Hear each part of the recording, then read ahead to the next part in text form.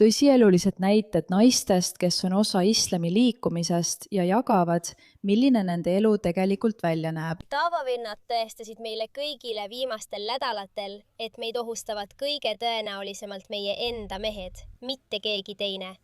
Oi poiss, algus pole just palju lubav. Ja kas sa tead, millest ma nii väsinud olen? Ma olen nii väsinud sellest, et meie kogukonnad hoolivad rohkem sellest, mida mittemoslemid meist arvavad, kui sellest, kuidas meie enda inimesed kannatavad. Ma olen nii väsinud sellest, et nad hoolivad rohkem sellest, mida islamofoobid neist arvavad, kui nad igal nädalavahetusel Speakers Corneris seisavad, kui sellest, kuidas meie enda kogukondades meie naised kannatavad.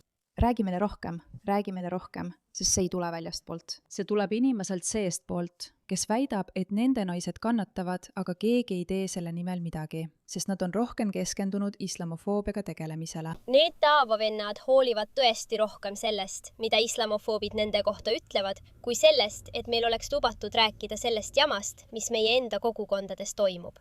Ma olen nii väsinud sellest, et inimesed ütlevad, et meid ei rõhuta. Meid ei rõhuta.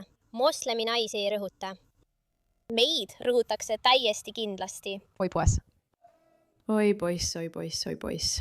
Ma arvan, et see video läheb kohe väga-väga vürtsikaks, sest ta väidab seda, mida paljud meist on juba väitnud, aga meie ütleme seda kui kõrvalseisjad. See on natuke teistmoodi, kui seda ütleb keegi, kes on ise asja sees. Meid rõhutakse täiesti. Me kõik oleme eksiteel, me kõik valetame endale, me kõik püüame end veenda, et me oleme siin õnnelikud.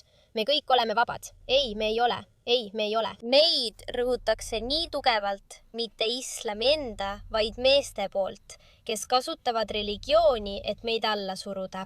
Räägime sellest korraks, sest see on üks peamisi väiteid, mida igal pool kuuleb, et sa ei tohi midagi islami kohta öelda, sa ei tohi üldistada. Ja ma ütleksin, et me ei tee kõike hõlmavaid üldistusi, sest me ei ründa otseselt neid ideid. Ma mõtlen, kuigi me mõnikord teeme seda, keskendume me tegelikult rohkem nende inimeste tegudele.